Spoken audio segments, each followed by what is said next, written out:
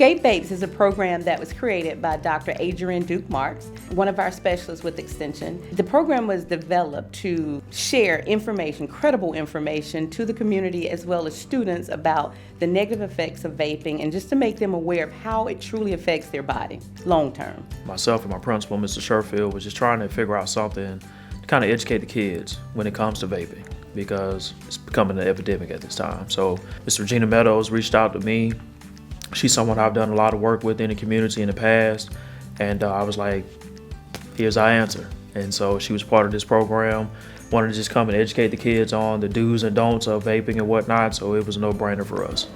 I never go in with the you better not do and you shouldn't do. That's not my goal. My goal is to make sure that they are informed and they know the effects. If you choose to do, this is what's happening to you. My hope is that the students will, one, take it to heart and realize, okay, it does affect me, or at least give it some thought. And two, that they'll take it back to other people. They'll share it with their friends, they'll share it with their families. We were very appreciative of Ms. Meadows and Alabama Extension to come here and provide that resource, because it's still educating the kids while they're here with us and addressing something that they know is not the right thing to do.